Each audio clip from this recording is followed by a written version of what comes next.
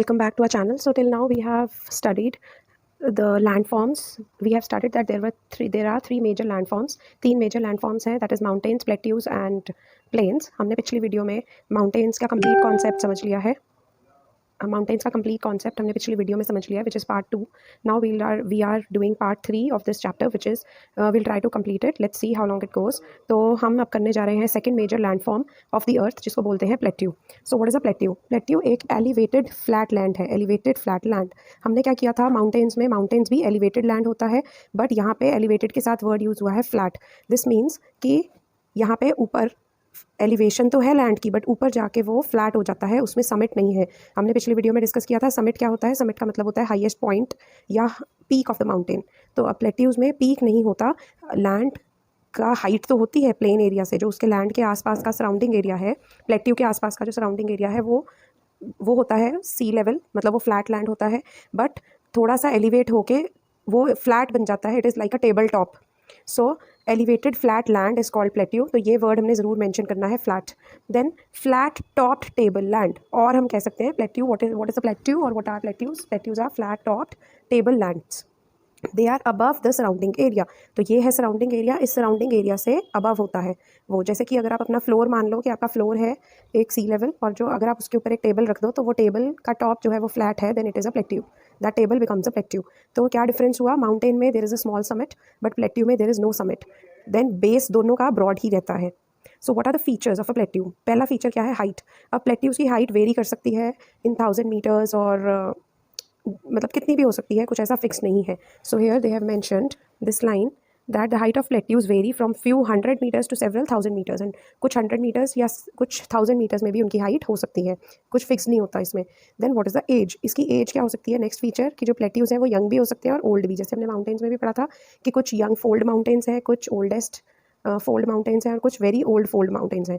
अब इसमें plateaus young भी हो सकते हैं, ओल्ड भी, मतलब कुछ अभी बने हों या कुछ बहुत पुराने बने हों. देन नेक्स्ट फीचर इसका आ जाता है एग्जाम्पल्स. तो एग्जाम्पल्स में हम क्या क्या लिख सकते हैं जो हमारी बुक में गिवन है. First is Deccan plateau which is in India.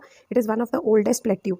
सबसे पुराना प्लेट्यू, सबसे पुराने जो हमारी अर्थ पे प्लेट्यूज हैं उनमें से एक ये सबसे पुराना प्लेट्यू हमारे इंडिया में है, Deccan plateau. Then the east African plateau, ये कहाँ कहाँ पे है? Uganda, Kenya and Tanzania. So UKT आप ये याद रख सकते हो. देन द वेस्टर्न प्लेट्यू, ये है ऑस्ट्रेलिया में. The Tibet plateau highest plateau in the world है. तो एक प्लेट्यू है हमारा द तिब्बत प्लेट्यू. ये सबसे ऊंचा प्लेट्यू है वर्ल्ड का, और इसकी हाइट कितनी है? 4000 metres to 6000 metres above the sea level. So this is the content. Then we will discuss the uses of the plateaus. के यूजेस क्या है प्लेट्यूज़ के? मतलब अब ऐसा लैंड जो थोड़ा सा हाइट लेता है, एलिवेट होता है, फ्लैट हो जाता है और फिर से स्लोपी हो जाता है, ऐसा लैंड फॉर्म का क्या क्या फ़ायदे होते हैं? Number 1, first advantage is that such a land form is rich in mineral deposits. So many mining areas are plateau areas. तो ज़्यादातर जो माइनिंग एरियाज होते हैं वो प्लेट्यू के एरियाज होते हैं. इनके क्या क्या एग्जाम्पल है? For example the African plateau is famous for gold and diamond mining. तो गोल्ड और डायमंड कहाँ से मिलता है? अफ्रीकन प्लेट्यू में से. सेकंड एग्जांपल हमारा माइनिंग का आ जाता है छोटा नगर plateau in India. And this plateau is famous for ICM which is iron, gold and manganese. ठीक है, तो ये हमारा फर्स्ट एडवांटेज था कि जो प्लेट्यूज होते हैं वो मिनरल डिपॉजिट्स में रिच होते हैं.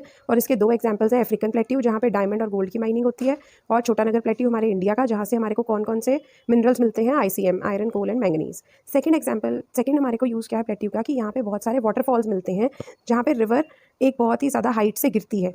तो जब रिवर ऐसे, ये प्लेट्यू हो गया, और यहाँ से रिवर आ रही है, बह रही है, और ये ऐसे गिर रही है, तो ये वाटरफॉल बन गया. अब इसका क्या फ़ायदा हुआ? इसका फ़ायदा हुआ कि इतने अट्रैक्टिव लगते हैं कि लोग इनको दूर दूर से देखने आते हैं, और जब लोग देखने आते हैं तो इनकम जनरेट होती है उस एरिया के लोगों की. तो इनकम जनरेट होती है तो हमारी इकोनॉमी बूस्ट होती है.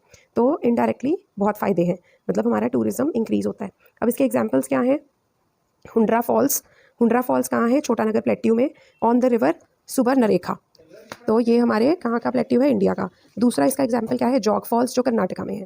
थर्ड एडवांटेज क्या है प्लेट्यूज़ की कि जो प्लेट्यू का रीजन होता है वो बड़ा फर्टाइल होता है, तो which is good for cultivation of crops. इसका एग्जाम्पल क्या है? The lava plateaus which are rich in black soil which is fertile. अब ये ब्लैक सॉइल बहुत ही फर्टाइल है, and it is very good for cultivation. Then the last advantage of plateau is कि ये बहुत ही सुंदर सीनिक स्पॉट्स होते हैं, and they attract tourist which result in increase in tourism of that area. So this was all about plateaus. Now the next landform is plains. Then our next landform is the third and the last landform is plains. What are plains? Plains, they are the large stretches of flat land with not much elevation. अब planes में कोई खास elevation नहीं होती, कहीं कहीं बीच बीच में आपको मिल सकती है। तो ये लार्ज स्ट्रेचेस होते हैं फ्लैट लैंड के, बहुत लंबे लंबे स्ट्रेच, मतलब बहुत दूर दूर तक आपको फ्लैट ही फ्लैट लैंड दिखाई देता है। और प्लेन किसको माना जाता है? It is a large stretch of flat land with not more than 200 meters above the sea level. मतलब जो सी लेवल के 200 मीटर्स से जो नीचे नीचे वाला लैंड होगा उसको हम प्लेन्स ही मानेंगे। अब ये प्लेन्स कितने टाइप के होते हैं? कुछ तो एक्सट्रीमली लेवल होते हैं, कुछ स्लाइटली रोलिंग एंड अनड्यूलेटिंग होते हैं, मतलब कुछ थोड़े थोड़े रॉकी, अनइवन, उबड़ खाबड़, ऊपर नीचे ऐसे से। बट अगर थोड़े थोड़े, अगर ये 200 मीटर से नीचे नीचे ही हैं तब भी हम इनको प्लेन्स ही मानते हैं। अब मेन क्वेश्चन आता है कि ये प्लेन्स बनते कैसे हैं, कि क्यों बनते हैं, क्या रीज़न है इसका? रिवर्स, जो रिवर्स और उनकी ट्रिब्यूटरीज फ्लो करती हैं उसके कारण ये प्लेन्स बनते हैं। कैसे? Now so the plains are form by the rivers and the tributaries. Rivers flow down the slope of the mountains. अगर ये माउंटेन्स हैं तो माउंटेन की स्लोप से ग्लेशियर्स मेल्ट होते हैं, वो वाटर फॉल डाउन होता है, it becomes the river. Now जब रिवर फ्लो हो रहा है तो वो अपने साथ इरोजन करता है। वो वाटर, फ्लोइंग वाटर जो है वो माउंटेन्स की स्लोप्स में इरोजन करता है और अपने साथ वो जो फ्लोइंग वाटर है वो इरोडेड मटेरियल कैरी करता है। Now what eroded material is being carried? तो it contains stones, silt and sand. और ये सब जो इरोडेड मटेरियल है it deposit at some place, और जब ये बहुत ज़्यादा डिपॉजिट हो जाता है उससे बन जाते हैं हमारे plains. Now what are the features of plains की क्या खास खास बातें हैं? फर्स्ट, क्योंकि देखो अब रिवर के साथ हमारी सैंड, स्टोन, सिल्ट आ रही है, तो ये वाली जो सैंड होती है, सिल्ट मीन्स गीली मिट्टी, ये बहुत, इसको बोला जाता है एलुवियल सॉइल। ये बहुत ही फर्टाइल होती है, इस पर कल्टिवेशन बहुत अच्छी होती है। सेकंड पॉइंट आ गया कि जो फ्लैट एरिया है, फ्लैट स्ट्रेच ऑफ लैंड है जिसमें बिल्कुल भी एलिवेशन नहीं है, वहाँ पे ट्रांसपोर्ट नेटवर्क को कंस्ट्रक्ट करना बहुत ही ईजी होता है। देन नेक्स्ट, बिकॉज ये सब चीज़ें हैं तो ये वाला एरिया थिकली पॉपुलेटेड होता है जो प्लेन्स का एरिया होता है, बिकॉज यहाँ फैसिलिटीज़ ईजी अवेलेबल है, ट्रांसपोर्ट अवेलेबल है, फर्टिलिटी है। और आपने वैसे भी, हमने हिस्ट्री में भी पढ़ा है कि जहाँ पे रिवर्स आसपास हो वहाँ पे लोगों ने अर्ली सेटलमेंट्स भी वहाँ पे करनी शुरू हुई थी। सो वी कैन कनेक्ट, है ना, क्योंकि रिवर वाटर यूज़ हो सकता है, प्लस रिवर के कारण वहाँ पे क्या होती है, जो सैंड होती है और जो सॉइल होती है वो फर्टाइल होती है, तो कल्टीवेशन ईजी हो जाती है, खाना उगाना, क्रॉप्स उगाना ईजी होता है, जिससे उनको खाना ईजिली मिल जाता था लोगों को। तो पहले भी ये ऐसे ही करते थे। Then a few largest plains. अब कुछ लार्जेस्ट प्लेन्स कहाँ पे हैं? एशिया में है और नॉर्थ अमेरिका में है, जो बहुत ज़्यादा प्लेन एरिया है। देन एग्जांपल्स ऑफ प्लेन्स क्या हैं हमारे एशिया में? इंडिया और चाइना के एग्जांपल दिए हैं बुक में। इंडिया का एग्जांपल क्या है? Plain formed by Ganga and Brahmaputra.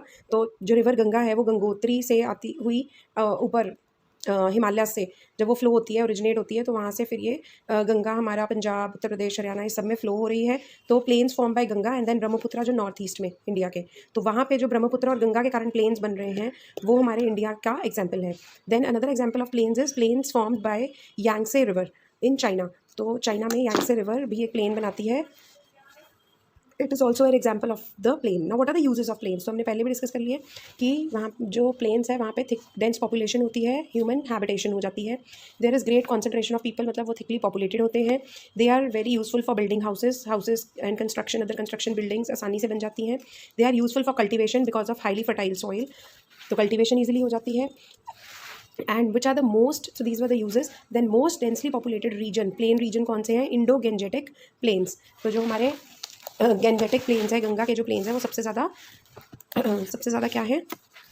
Populated, densely populated. Densely मतलब जहाँ पे बहुत ज़्यादा पॉपुलेशन और बहुत ज़्यादा लोग रहते हैं। So this was all about the plains. So we have covered, so all the entire content I have tried to cover in the form of flow charts to make it easy to understand and easy to memorise. Then last part is left कि land forms and people, कि land forms का लोगों की life पे क्या क्या असर होता है। सो लेट्स डिस्कस दैट कि हमारे पास कौन कौन से टाइप ऑफ लैंडफॉर्म्स पढ़े हमने पढ़ा माउंटेन्स, प्लेट्यूज एंड प्लेन्स। अब ये हर रीजन के कुछ अलग अलग फ़ायदे हैं, हर लैंडफॉर्म इफेक्ट करता है कि लोगों का लाइफ कैसा होगा। डिफरेंट लैंडफॉर्म्स पे way of life is different. जैसे माउंटेन्स पे लाइफ थोड़ी डिफिकल्ट है, वहाँ पे कंस्ट्रक्शन करना मुश्किल है, कल्टीवेशन करना मुश्किल है, cultivation means agriculture and farming करना मुश्किल है। Then whereas in plains आप आराम से, बेटर लिविंग कंडीशंस हैं, आप आराम से कंस्ट्रक्शन कर सकते हो, ट्रांसपोर्ट सिस्टम ईजिली बना सकते हो, बट माउंटेन्स में वो डिफिकल्ट है। यहाँ प्लेन्स में कल्टीवेशन ईजिली कर सकते हो, roads and transport system construct कर सकते हो। So in a way better living conditions मिलती हैं प्लेन्स में than the mountains. Now they are telling in the last portion कि हमारे बहुत सारी नेचुरल कैलेमिटीज़ भी आती रहती हैं, जैसे कि floods, earthquakes, volcanic eruptions and storms, और इन सब से बहुत ही ज़्यादा वाइड स्प्रेड डिस्ट्रक्शन होती है तो उसका लैंडफॉर्म पे भी असर पड़ता है, बिकॉज इरोजन होती है। कहीं पे जब पानी बहुत ज़्यादा फ्लो करता है या अर्थक्वेक आता है तो कहीं पे लैंडफॉर्म एलिवेट हो जाता है और कहीं पे सिंक हो जाता है, कहीं पे मतलब नीचे हो जाता है। वॉल्केनिक इरप्शंस होती हैं तो भी लैंडफॉर्म्स होते हैं, तो इससे कई बारी बहुत ज़्यादा डिस्ट्रक्शन भी हो जाती है। अब आजकल बहुत हमारे पास एडवांस सिस्टम्स अवेलेबल हैं जिससे कि हम एडवांस में अवेयरनेस क्रिएट करके इन सब से जो होने वाला रिस्क है to the life and property वो हम कम कर सकते हैं। जैसे आपने देखा भी होगा न्यूज़ वगैरह में, पहले ही लोगों को उन एरियाज़ में जहाँ पे फ्लड्स आने होते हैं या वॉल्केनिक इरप्शंस होनी होती हैं उस वहाँ उन एरियाज़ में पहले ही इवैक्यूएट कराया जाता है, लोगों को निकाल लिया जाता है। Then how do we use land and water, कि करंटली हम लैंड एंड वाटर को कैसे यूज़ कर रहे हैं। सो दे आर टेलिंग कि हम बहुत ही वेस्टफुल मैनर में लैंड को यूज़ कर रहे हैं। जो फर्टाइल लैंड है, जहाँ पे कल्टीवेशन होनी चाहिए, वहाँ पे हाउसेस को कंस्ट्रक्ट किया जा रहा है। क्यों किया जा रहा है? क्योंकि पॉपुलेशन इंक्रीज़ हो रही है। जैसे जैसे पॉपुलेशन इंक्रीज़ हो रही है, खाना भी ज़्यादा चाहिए, घर भी ज़्यादा चाहिए, ट्रांसपोर्ट सिस्टम भी ज़्यादा चाहिए। अब वो सब घर और ट्रांसपोर्ट सिस्टम कहाँ बनेगा? सब कुछ बनेगा तो लैंड फॉर्म पे ही। तो अल्टीमेटली क्या होता है, जिस लैंड पे क्रॉप्स उगाने चाहिए थे, उस लैंड पे हाउसेस की कंस्ट्रक्शन कर दी जाती है। देन हम पॉल्यूशन भी बहुत करते हैं। We throw the garbage on land and in water and we make it dirty, which is called land pollution and water pollution. So what is, and plus we use natural resources in the careless manner. जैसे water is a natural resource, हम उसको carefully use नहीं करते, हम waste करते रहते हैं। तो ऐसे ही बहुत सारे और रिसोर्सेज भी हैं। So what is our duty, last part में ये बोलते हैं हमारी ड्यूटी है, ताकि हमारी ड्यूटी ये है कि हम जुडिशियसली नेचुरल रिसोर्सेज को यूज़ करें, so that we can leave the earth a better place for the future generations. ये नहीं है कि अभी आज हम बैठे हैं तो हमने सब कुछ यूज़ करके और ख़त्म करके छोड़ना है अर्थ का। हमारी आने वाली जनरेशंस ने भी अर्थ को, अर्थ के लैंड फॉर्म्स, अर्थ का वाटर, एयर, सब कुछ यूज़ करना है। तो हमें जुडिशियसली उसको यूज़ करना चाहिए, ताकि फ्यूचर जनरेशंस के लिए भी ये सब फैसिलिटीज़ उनको मिले। ये ना हो कि वो कहें कि हमारे पूर्वज सब कुछ वेस्ट कर गए और हमारे लिए कुछ भी नहीं छोड़ के गए।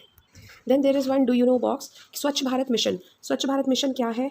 Now healthy mind lives in a healthy body, कि अगर हमारे को चाहिए हमारा माइंड हेल्दी हो, तो उसके लिए हमारी बॉडी भी हेल्दी चाहिए। और हमारी बॉडी हेल्दी होने के लिए क्या चाहिए? हमें आसपास clean environment, particularly clean water, air and hygienic surroundings चाहिए। So clean air, water and hygienic surroundings are prerequisites. Prerequisites मतलब प्री कंडीशंस, रिक्विजिट मतलब रिक्विजिट वर्ड बना है रिक्वायर से।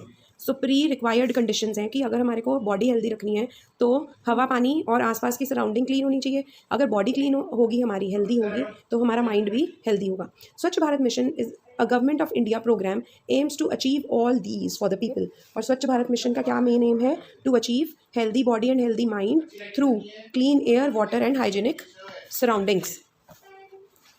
Done.